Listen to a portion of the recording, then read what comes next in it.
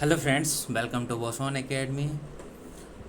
MSc Master Notes. Here we read Coordination Chemistry Comprehensive Descriptive Solution.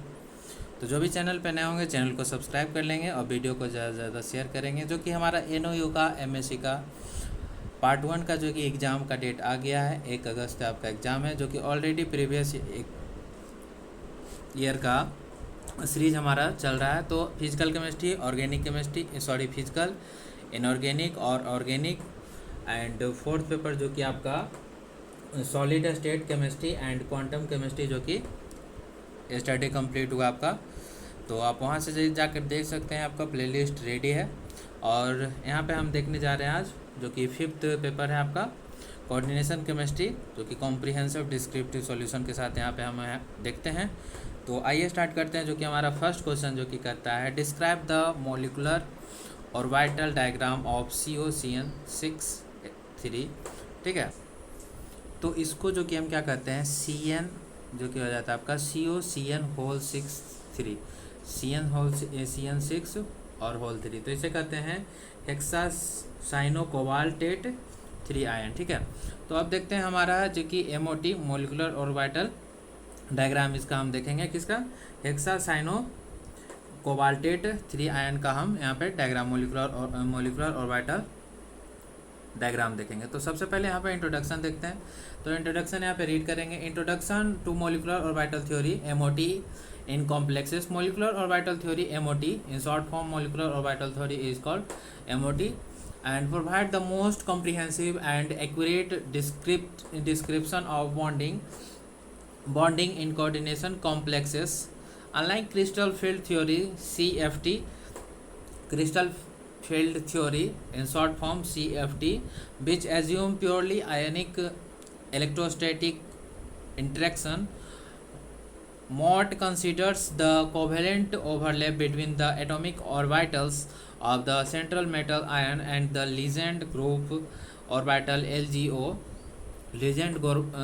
group orbital, in short LGOs, formed by the ligands when orbitals of matching symmetry and comparable energy overlap.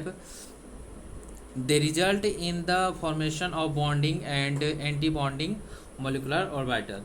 तो ये हो जाता है molecular orbital coordinates complex को समझने का सबसे advance और एक्यूरेट तरीका जो कि होता है थ्योरी के अकॉर्डिंग।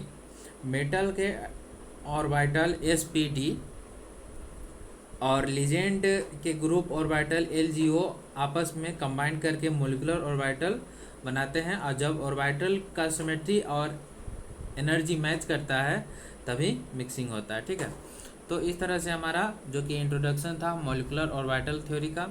अब इसका जो देखेंगे हम एनालिसिस ऑफ द COCN6 का। ठीक है, इसका एनालिसिस अब देखेंगे। तो एनालिसिस कुछ इस तरह से है। इन दिस ऑक्टाहेड्रल, ये जो हो जाता है क्या हो जाता है, ऑक्टाहेड्रल कॉम्प्लेक्स हो जाता है। The central metal ion is covalent, central metal ion is cobalt. Let us determine its oxidation states. X plus 6 minus 1 is equal to minus 3 is equal to greater than X is equal to plus 3.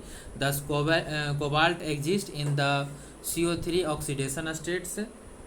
तो इस complex में central metal जो cobalt है, जो कि आपका central metal जो कि कोबाल्ट हो जाता है, उसका ऑक्सीडेशन स्टेट निकालते हैं। तो वहाँ पे क्या आ जाता है, the cobalt CO3 plus state में। ठीक है, CO3 प्लस स्टेट में। अब देखते हैं the electronic configuration of neutral cobalt atom Z equal to 27 equal to argon 3D7 and 4s2. Consequently, the configuration for the CO3 plus ion is Ar3D6. The metal ion possesses 6 valence electrons in its d orbital. तो electronic configuration जो हम करते हैं cobalt का, तो जो कि हो जाता है 27 और आर्गन Ar, तो कॉन्फ़िगरेशन करेंगे तो आर्गन 3D7 4s2 हो जाता है, और electronic configuration of CO3 plus Ar3D6, यानी मेटल के पास 6d इलेक्ट्रॉन्स है। ओके, तो आप समझ गए होंगे कोबाल्ट का जो कि हम यहाँ पे ऑक्सीडेशन मेटल आयन कोबाल्ट था। फिर इसका इलेक्ट्रॉनिक कॉन्फ़िगरेशन देखे हैं, तो उसका इलेक्ट्रॉनिक कॉन्फ़िगरेशन करते हैं तो ये मेटल यानी मेटल के पास 6d इलेक्ट्रॉन ये बतलाता है, ठीक है। ओके, तो अब देखते हैं हम कोबाल्ट का देखें तो अब हम देखते हैं साइनाइड का क्या कहता है। तो साइनाइड का क्या हो जाता है यहाँ पे देखते हैं। तो the legend involved is cyanide Cn minus which is non to be remarkably a strong field legend.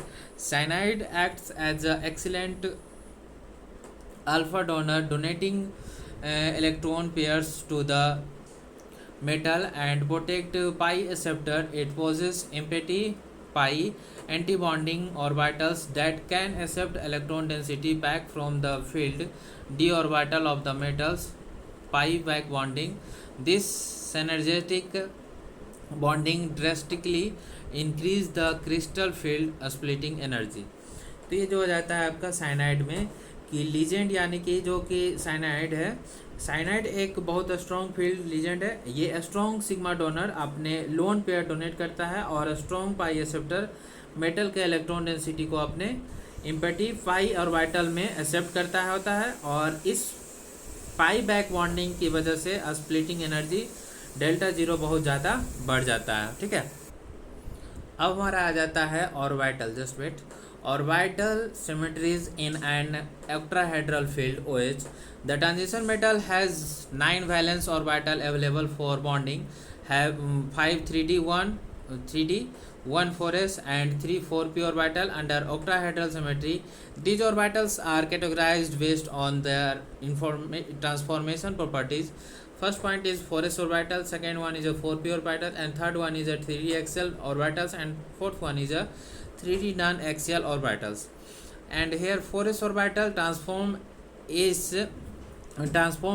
as 1g spherically symmetric, and 4p orbital pxp by z transform as a T1e triply degenerate, and 3d axial orbital transform as a doubly degenerate, and 3d non-axial orbital dx by dyz and djx transform as a T2g triply generate. तो इस तरह से यहाँ पे देखते हैं कि metal के पास जो कि हमारा हो जाता है 9 वैलेंस ऑर्बिटल्स होते हैं, और जो कि 5 3d एक और 4s और 3 4p होते हैं, और एक 4s और 3 4p एंड एक 3d हो जाता है, तो 5 हो गए।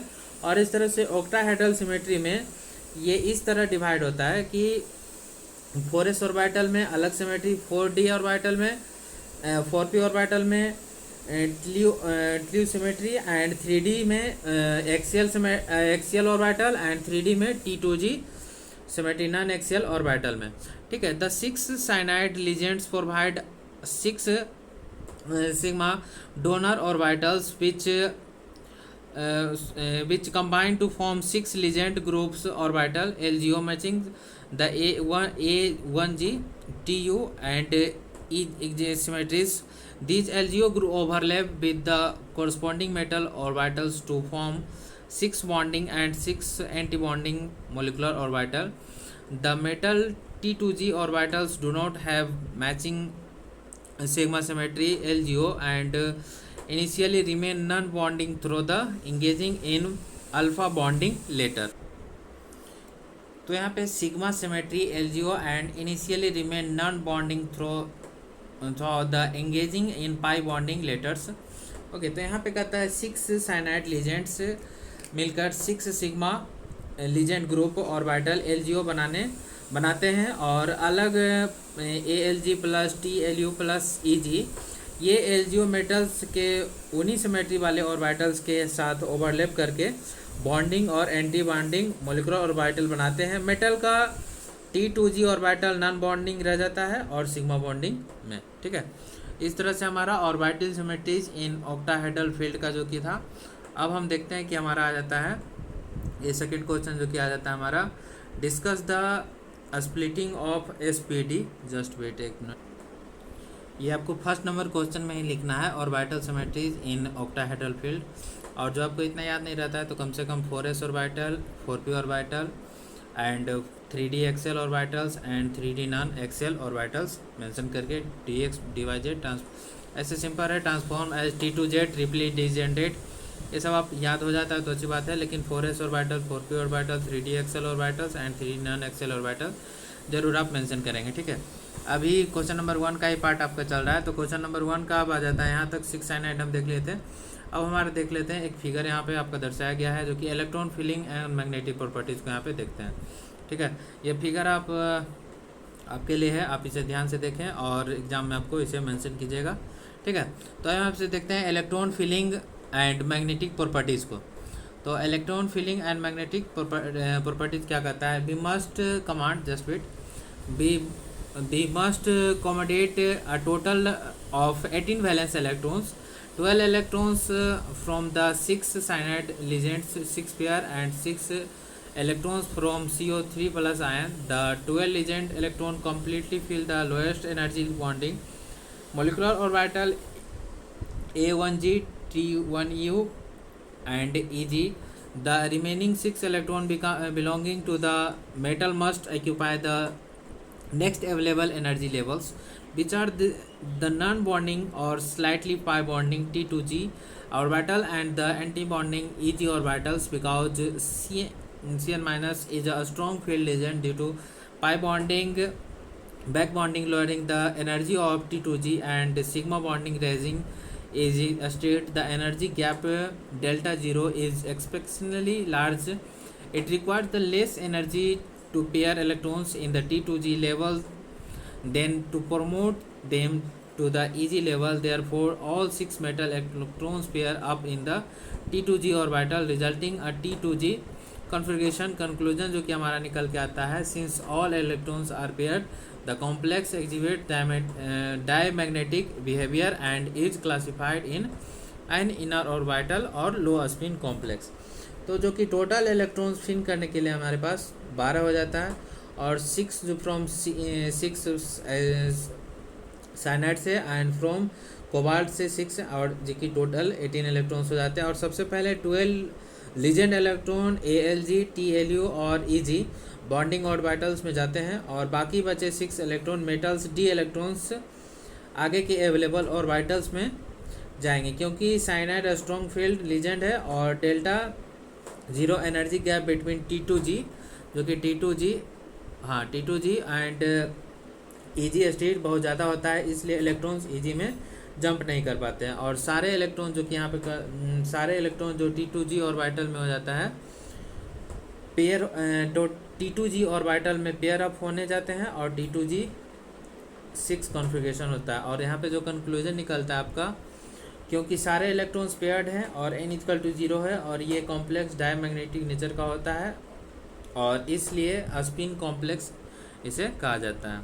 और ये आपका फिगर है, मॉलिक्यूलर डायग्राम बताया गया है। आप यहाँ पे strong sigma bonding and pi back bonding large delta G इस तरह से बढ़िया से बनाया हुआ है। आप भी इस तरह से एग्जाम में दर्शा देंगे तो बहुत ही अच्छा होगा, ठीक है। आप फिगर को ध्यान से देख लें, okay.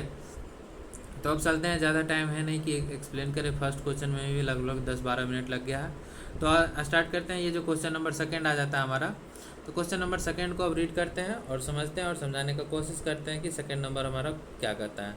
The discuss the splitting of SP, D and F terms in an octahedral field. Okay, the understanding spectroscopic terms in a free transition metal ion interelectronic repulsions cause the degenerate microstates of a given electron configuration to split into different energy states. This phenomena is governed by Russell-Saunders LS coupling. The resulting energy states are represented by spectroscopic term symbols, जो कि ये आ जाता है term free metal ion में electrons आपस में inter electronic repulsion करते हैं, और इस रिपल्सन LS कपलिंग या रसल सैंडर कपलिंग की वजह से डिजेनरेट D ऑर्बिटल अलग अलग एनर्जी स्टेट में स्प्लिट हो जाता है, और इन एनर्जी स्टेट को स्पेक्ट्रोस्कोपिक टर्म दिया जाता है, SPDF ATC कहते हैं, ठीक है। तो यहाँ पे देखते हैं, the general format for a term symbol is 2s + 1l, where 2s + 1 is the spin multiplicity and l is the total orbital angular momentum quantum number. The value of l determines the letter used for the term. L is equal to 0 and correspond to an S term, L is equal to 1 correspond to P term, and L is equal to 2 corresponds to D term, and L is equal to 3 correspond to an F term. ठीक है, तो अगर L is equal to zero यहाँ पे करता है कि अगर L इजकल टू जीरो है तो S टर्म होगा, अगर L इजकल टू L है, अगर L इजकल टू 1 है तो P टर्म होगा, अगर L इजकल टू 2 है तो D टर्म होगा, अगर L इजकल टू 3 है तो क्या हो जाएगा, F टर्म हो जाएगा। ठीक है, और फार्मूला फॉर टर्म जो कि यहाँ पे यूज़ किया जाता है 2s + 1 L। ठीक है, जहाँ 2s + 1 स्पिन मल्टीप्लिसिटी है और L जो कि है total orbital angular momentum quantum number के लिए रिप्रेजेंट किया गया है। ठीक है, तो इस तरह से यहाँ पे हमने अंडरस्टैंडिंग स्पेक्ट्रोस्कोपिक टर्म्स को यहाँ पे समझा। अब यहाँ पे आता है splitting mechanism in an octahedral crystal field. तो रीड करते हैं। ठीक है, विदाउट रीडिंग आपको यहाँ पे अच्छे से समझ में नहीं आएगा। आप भी एक बार अच्छे से रीड करें कम से कम, और रफ नोट्स ज़रूर बनाएं जो कि आपको समझने में आसानी होगा। ठीक है, और जो भी चैनल पे जुड़ रहे होंगे नए लोग, चैनल को सब्सक्राइब कीजिए, और जो कि आपके पास अपडेट मिलता रहे। और NOU का जो कि ये हमारा फिफ्थ लेक्चर है जो कि प्रीवियस ईयर से रिलेटेड है। ठीक है, तो यहाँ पे आप देखते हैं कि क्या कहता है हमारा spectral mechanism, splitting mechanism in octahedral crystal field. When a free metal ion is placed with in a symmetrical octahedral legend field, the spectroscopic term undergo further splitting. The symmetry and spiral distribution of these terms are mathematically identical to the shape of the corresponding atomic orbital (SPDF). Therefore, they split in a completely analogous manner under the influence of electrostatic legend. Here is the 2 point to derive the splitting mechanism in an orbital crystal. तो ये 2 point को हम यहाँ पे समझते हैं। सबसे पहले तो आपको जो यहाँ पे समझे हैं कि इफेक्ट ऑफ ऑक्टाहेड्रल फील्ड में जो कि हमारा आता है स्प्लिटिंग का, तो जब एक फ्री मेटल आयन होता है ऑक्टाहेड्रल लीजेंड में, ठीक है, तो रखा जाता है तो उसके स्पेक्ट्रोस्कोपिक टर्म्स फर्दर स्प्लिट हो जाते हैं, और ये स्प्लिटिंग बिल्कुल वैसे ही होते हैं जैसे D और F ऑर्बिटल में होता है। ठीक है, और क्योंकि इनकी स्पाइरल ज्योमेट्री सेम होती है इसकी। ठीक है, तो इस तरह से था। और यहाँ पे अब आ जाता है एस टर्म। तो splitting of the S term L is equal to 0। The S term is spherically symmetric much like an S orbital and octahedral field affect it uniformly from all direction, thus it cannot be split and transformed into a single non-degenerate state denoted as A1G. Splitting, अब यहाँ पे देखते हैं कि S term, तो L is equal to 0 हो जाता है। एस टर्म स्फेरिकली सिमेट्रिक होता है। क्या होता है, एस टर्म जो कि हमारा हो जाता है क्या हो, स्फेरिकली सिमेट्रिक होता है, और ये किस लिए होता है, एस ऑर्बिटल की तरह होता है। और ऑक्टाहेड्रल फील्ड इसको स्प्लिट नहीं कर सकता है, ये सिर्फ एक सिंगल स्टेट में ट्रांसफॉर्म होता है जिसे ALG कहते हैं, no splitting. Okay, and splitting of the P term L is equal to 1। The P term has 3 degenerate spiral orientation analogous to PX, PY, PZ because an octahedral field is perfectly symmetric along the X, Y and Z Cartesian axis. All 3 states experiences identically repulsion. Consequently, the P term does not split. The remains triply degenerate denoted as the T1G state. तो P term में जो कि L is equal to 1 होता है, और P term के पास 3 degenerate state होते हैं X, Y, Z डायरेक्शन में। ठीक है, और ऑक्टाहेड्रल फील्ड सभी एक्सिस पर सिमेट्रिक होता है, और इसलिए ये तीनों स्टेट एक साथ रहती है और स्प्लिट नहीं होती है। इनको T1G स्टेट कहा जाता है, और ट्रिपली डिजेनरेट नो स्प्लिटिंग होता है। ठीक है, इस तरह से S term is equal to L0 पे हम समझा क्या होता है splitting of P term is equal to N पे समझे हमने क्या होता है कि T3 डिजेनरेट स्टेट होते हैं, और यहाँ पे एस टर्म में हमारा स्फेरिकली सिमेट्रिक होते हैं, और भी बहुत कुछ आपने समझा जो कि बहुत ज़्यादा डिटेल में करेंगे तो और लंबा हो जाएगा। आप ध्यान से सुने, हर एक चीज़ को बार बार एक्सप्लेन एक ही चीज़ को करेंगे तो वीडियो लंबा हो जाएगा और टाइम आपके पास उतना है नहीं।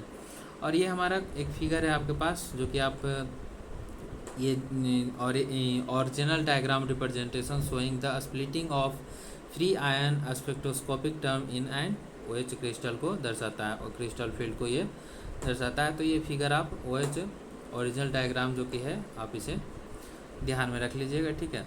सबसे पहले एक एक्स एक्सिस पे लीजेंड फील्ड स्ट्रेंथ को दर्शाइएगा और बाई एक्सिस पे एनर्जी को, और फ्री आयन डी टर्म को ऐसे ब्राई सेंटर और T2G को डाउन में एंड EG को अप में।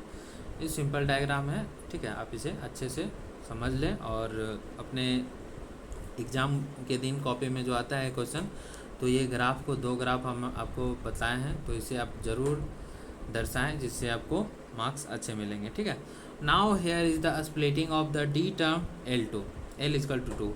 The D term consists of 5 degenerate state analogous to the 5d orbital in an octahedral field state oriented directly along the axis experience greater electrostatic repulsion than a state oriented between the axes. Consequently, the d term splits into 2 distinct energy levels. First one is a T2G and second one is a EG. A T2G a triply degenerate state. Just wait.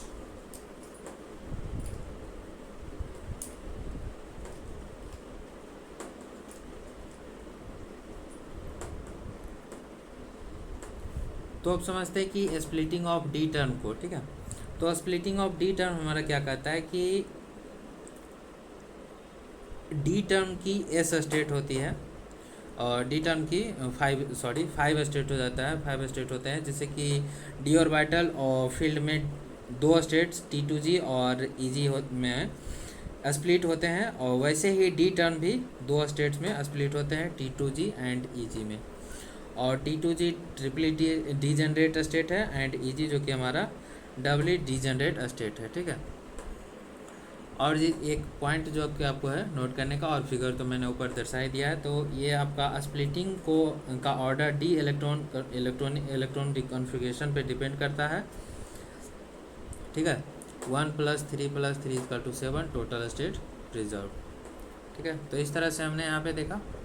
अब हम देखते हैं कि 3rd number question, 2 question हो गया है already, बहुत ज़्यादा टाइम हो गया, तो यहाँ पे 5 क्वेश्चन यहाँ पे करेंगे, अगला 5 क्वेश्चन नेक्स्ट वीडियो में करेंगे, ठीक है। तो यहाँ पे देखते हैं कि हमारा क्या कहता है 3rd नंबर क्वेश्चन। तो evaluate the ground state term and number of microstate for Ti2 + Cr+ Fe2+ and Sc2+।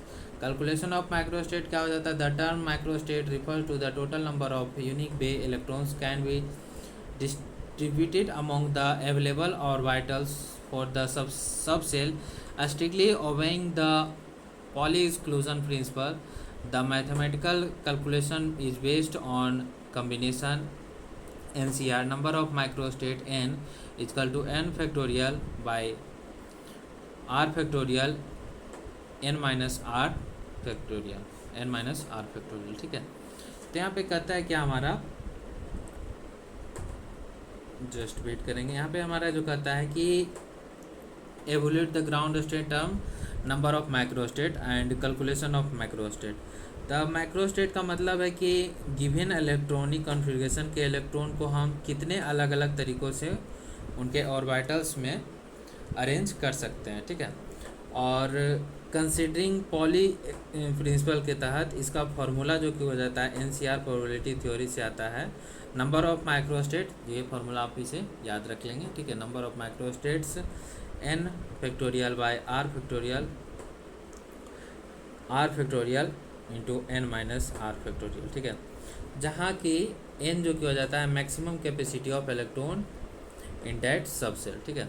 Maximum electron capacity of the n shell, n को दर्शाता है। r जो कि हो जाता है actual number of electrons present in the given ion को दर्शाता है, ठीक है।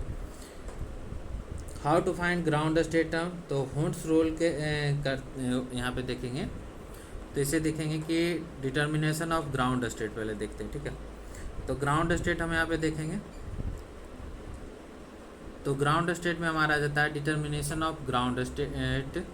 To find the most stable ground state we apply Hund's rule maximum multiplicity and maximize the total spin to achieve, जैसे कि हेडिंग है, आप हेडिंग देंगे, उसके बाद अपना सब कुछ को लिखना स्टार्ट करेंगे, ठीक है। तो maximize the total spin to achieve the highest spin multiplicity 2s+1।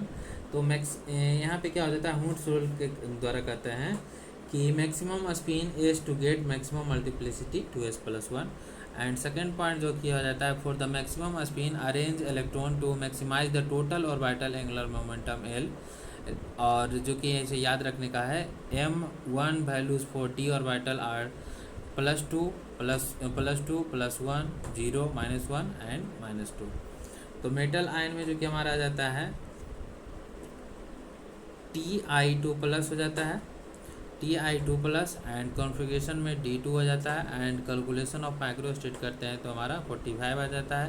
And determination of ground term में करते हैं तो हमारा 2e electron placed in +2 +1। And इस तरह से आपका मल्टीप्लिसिटी करने के बाद टर्म जो आता है हमारा F3F आता है, ठीक है। अब देखते हैं इसी तरह से आपका सबका है, आपका आयरन का है, क्रोमियम का है, स्कैंडियम का है, इस तरह से आपको बताया गया ग्राफ में, आप उसे देख करके समझेंगे, ठीक है। तो थर्ड नंबर इस तरह से हमारा क्वेश्चन कंप्लीट होता है। तो फोर्थ नंबर आपके सामने है, इसे रीड करें और समझने का कोशिश करें, ठीक है। तो फोर्थ नंबर हमारा क्वेश्चन क्या कहता है उसे हम समझते हैं यहाँ पे, ठीक है। तो आपने रीड कर लिया फोर्थ नंबर क्वेश्चन। तो फोर्थ नंबर क्वेश्चन क्या कहता है, what is magnetic susceptibility and its relation with magnetic moment. And B जो कि हो जाता है, calculate magnetic moment for Fe3+ and V2+, CO2+ एंड Cu+। तो यहाँ पे देखते हैं मैग्नेटिक सस्पेटिबिलिटी, ठीक है। मैग्नेटिक सस्पेटिबिलिटी को यहाँ पे समझते हैं कि क्या कर। तो हमारा कहता है कि magnetic susceptibility is fundamental physical property indicating the degree of magnetization a material undergoes in response to an applied external magnetic field. Mathematically, it is defined as the ratio of the intensity of magnetization 1 or m induced within the substances to the intensity of the applied magnetic field. X is equal to 1I/h. If x is a negative, the substance repels the magnetic lines of force and termed diamagnetic. If x is positive, it attracts the magnetic lines of force and is termed paramagnetic. तो यहाँ पे समझते हैं magnetic सस्पेटिबिलिटी को समझते हैं, magnetic सस्पेटिबिलिटी को समझते हैं। मैग्नेटिक सस्पेटिबिलिटी कहता है कि एक फिजिकल प्रॉपर्टी है जो यह बताती है कि कोई मटेरियल एक्सटर्नल मैग्नेटिक फील्ड में कितना इजीली मैग्नेटाइज हो सकता है, और इसको मैथमेटिकली डिफाइन किया गया है, ratio of intensity of magnetism 1 और m induce in the substance of intensity of applied magnetic field. तो ये फार्मूला है इसका मैग्नेटिक सस्पेटिबिलिटी का, इसे आप याद रखेंगे, जो कि S से रिप्रेजेंट किया जाता है। अब यहाँ पे देखेंगे relation between susceptibility and effective magnetic moment, ठीक है। Relation between susceptibility and effective magnetic moment, इसे यू को म्यू की तरह कहते हैं, यू को म्यू कहते हैं, म्यू EF यहाँ पे है, ठीक है।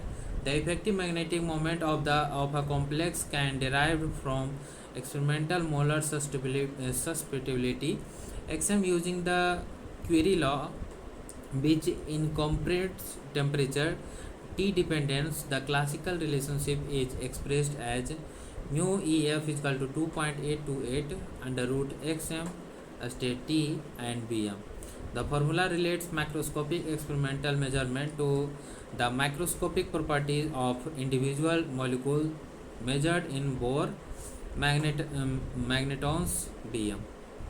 तो यहाँ पे क्या कहता है कि हमारा मैग्नेटिक सस्टेबिलिटी जो कि फार्मूला हो गया हमारा x = I/h, और इसका रिलेशन जो कि हमारा कहता है कि मोलर मैग्नेटिक सस्टेबिलिटी XM है, ठीक है। और एब्सोल्यूट टेम्परेचर T को रिलेशन क्यूरी लॉस से निकलता है, और इनके बीच का रिलेशन ये है कि UEF 2.82 √XM T BM। ये डेरिवेशन क्लासिकल मैकेनिक्स और स्टैटिस्टिकल थर्मोडायनेमिक्स से आती है, जहाँ हम वोल्टाज डिस्ट्रीब्यूशन अप्लाई करते हैं और मैग्नेटिक डायपोल्स पर, ठीक है, अप्लाई करते हैं किस पे, मैग्नेटिक डायपोल्स पर इसे अप्लाई करते हैं। फिर हमारा आ जाता है बी, जो कि हमारा आ जाता है calculation of magnetic moment spin only formula. तो for most first row 3D transition metal complexes the orbital angular momentum is largely quenched by the surrounding Legend field. Therefore, the magnetic moment arises almost entirely from the electron spin. We use the spin only formula mu s is equal to under root n into n plus 2 bm, where n represents the total number of unpaired electron in the metal ion.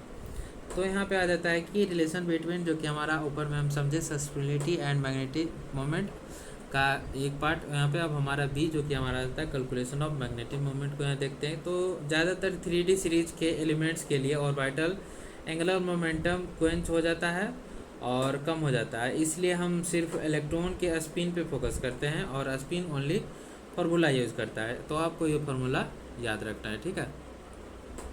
And जॉन N number of unpaired electron है, देखिए N जो कि है N number, total number of unpaired electron है, ठीक है। तो इस तरह से हम देखते हैं। और ये आपका मेटल आयन जो कि हो जाता है Fe3+, V2+, cobalt 2+, copper plus configuration आपका दिया हुआ है, अनपेयर इलेक्ट्रॉन बतलाया गया है, कैलकुलेटर जो कि फार्मूला के द्वारा कैलकुलेट करके निकाला गया है। ये सब आप अपने ध्यान में रखेंगे, याद कर लेंगे, जो कि आपको कॉपी में दर्शाएंगे तो अच्छा रहेगा, ठीक है। तो 4th नंबर क्वेश्चन हो गया है, ये आपका 5 नंबर क्वेश्चन है लास्ट इस सेशन का। फिर 5 क्वेश्चन जो कि बचा हुआ रहेगा उसको नेक्स्ट वीडियो में करेंगे। और जो भी वीडियो पे जुड़ रहे होंगे चैनल को सब्सक्राइब करेंगे, जो कि बहुत ही इंपॉर्टेंट हो जाता है आपके लिए। और प्रीवियस ईयर का ऑलरेडी 4 पेपर कंप्लीट हो चुका है, तो जल्दी आप लोग जुड़े और अपना सेशन को कंप्लीट करें, जो कि 4 पेपर कंप्लीट हो गया या 5वां पेपर का हाफ यहाँ पे कंप्लीट कर रहे हैं, ठीक है। आप ही के पास बर्डन पड़ जाएगा जो आप नहीं देख रहे होंगे तो, ठीक है। तो यहाँ पे explain the following term, A लेवली and inert complexes and B जो कि एसिड हाइड्रोलाइसिस। तो यहाँ पे देखेंगे कि हमारा क्या कहता है, लेवली and inert complexes the term describe the kinetic stability of coordination. थोड़ा जूम करते हैं, जस्ट वेट, कि आपको और अच्छे से दिख सके, ठीक है, just wait. Now the term describe the kinetic stability of coordination complexes, distinguish the term from thermodynamic stability. They indicate the rate and which legends the primary coordination sphere can be substituted by other legends. And first one is a Lively complexes. There are complexes that undergo rapid legend substitution according to Henry Lewis empirical rules. A complex is lively if its substitution reaction is complete or half-life is less than 1 minute at room temperature and 0.1 m molarity concentration. A structural context, outer orbital complexes forming sp3 d2 hybridization generally have weaker longer bonds and are highly levels. तो यहाँ पे समझते हैं कि ये term जो कि chemical kinetic से रिलेटेड है, ठीक है, और थर्मोडायनेमिक से नहीं है। इनका रिलेशन इस बात से है कि कॉम्प्लेक्स कितनी जल्दी अपने लीजेंड्स को दूसरे लीजेंड से रिप्लेस कर सकता है। और लेवली कॉम्प्लेक्सेस जो कि हो जाता है वो कॉम्प्लेक्स जिसमें लीजेंड सब्स्टिट्यूशन रिएक्शन बहुत फास्ट होता है। और हेनरी ट्यूब के रूल के अकॉर्डिंग अगर रिएक्शन रूम टेम्परेचर पर 0.1 मोलरिटी कंसंट्रेशन में 1 मिनट के अंदर कंप्लीट या हाफ लाइफ 1 मिनट से कम हो जाए तो उसे लेवली कहते हैं। और एग्जांपल की हो जाता है कि ज़्यादातर आउटर ऑर्बिटल कॉम्प्लेक्सेस sp3d2 में हो जाते हैं और लेवली होते हैं क्योंकि बॉन्ड वीक होते हैं। और V2+, M2+, Zn2+ की कॉम्प्लेक्सेस यूजली लेवली होते हैं। इस तरह से आपने यहाँ पे लेवली कॉम्प्लेक्सेस को समझा। अब यहाँ पे देखते हैं हमारा इनर्ट कॉम्प्लेक्सेस हमारा क्या हो जाता है। इनर्ट कॉम्प्लेक्सेस को समझेंगे, ठीक है। तो इनर्ट कॉम्प्लेक्सेस हमारा क्या कहता है कि these complexes react very slowly taking hours और days are practically unreactive towards substitution under a standard condition. A structural context in orbital complexes D2sp3 that possesses half-filled T2g levels like D3cr3+ or completely filled T2G level like low spin D6CO3 plus exhibit immense kinetic stability and are classified as highly inert।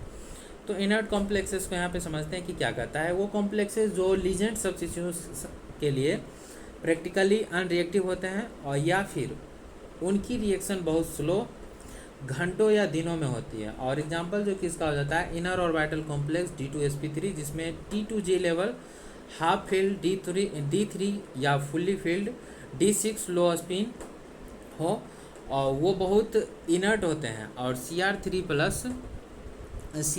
Plus जो कि हो जाता है और D3 और CO3 plus D6 लो spin के complexes inert का best example है। ठीक है, ये सब आपका इनर्ट कॉम्प्लेक्सेस के था। अब हम देखेंगे acid hydrolysis equation.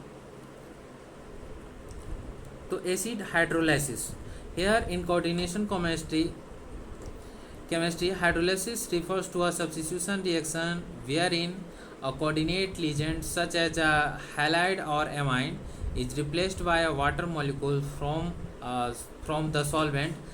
When the specific process occurs in an acidic aqueous medium, typically pH less than 3, and it specifically termed acid hydrolysis or equation. The general stoichiometric equation is Ml5xn plus H2O then form Ml5H2O into n plus 1 plus x minus. ठीक है, तो acid hydrolysis हमारा क्या करता है। Coordination chemistry में hydrolysis का मतलब होता है किसी coordinate legend chlorine bromine NH3 ammonia NH3 hydrogen water and molecule replace हो जाते हैं। और अगर ये reaction acidic minimum pH less than 3 में हो रही है तो एसिड हाइड्रोलाइसिस या एक्वस कहते हैं। और ये जनरल रिएक्शन उसका हो जाता है एसिड हाइड्रोलाइसिस का, इसे आप ध्यान में रखेंगे। और यहाँ पे आ जाता है मैग्नेटिक इनसाइट्स को। तो यहाँ पे देखते हैं acid hydrolysis reaction predominantly follow a dissociative SN1 mechanism. The rate determining slow step involve the breaking of the MX bond to form intermediate pentacoordinate species of lower coordination number. Subsequently, water attacks the intermediate rapidly to complex the substitution. This reaction has been most extensively studied in cobalt-3 octahedral amine complexes। ठीक है, तो ये reaction usually dissociation S1 path को follow करता है। और step 1 जो कि आपका slow rate determination, leaving group X बाहर निकलता है और X कोऑर्डिनेट इंटरमीडिएट बनता है। और स्टेप 2 में जो कि हाइड्रोजन मॉलिक्यूल उस इंटरमीडिएट पे अटैक करता है इंटरमीडिएट पे अटैक करके जुड़ जाता है। ठीक है, और इस तरह से आपका ये मैकेनिज्म का एसिड हाइड्रोलाइसिस मैकेनिज्म का देखे हमने cobalt three plus octahedral complexes like CO CH3 NH3 and Sc2 plus में बहुत एक्सटेंसली स्टडी किया गया है। ठीक है, तो इस तरह से हमने 5 नंबर क्वेश्चन तक यहाँ पे कंप्लीट किया है। 6 नंबर क्वेश्चन से हम नेक्स्ट वीडियो में स्टार्ट करेंगे। तो जो भी चैनल पे होंगे चैनल को सब्सक्राइब कर लेंगे और वीडियो को ज़्यादा से ज़्यादा शेयर करेंगे, जो कि 6 नंबर क्वेश्चन से स्टार्ट करेंगे। और जहाँ पे भी आपको कोई प्रॉब्लम होगा कमेंट करेंगे। और उम्मीद करता हूँ कि आपको सेशन अच्छा लगा होगा। तो सेशन अच्छा लगा है तो लाइक करें, शेयर करें, सब्सक्राइब करें। Thank you, have a nice day.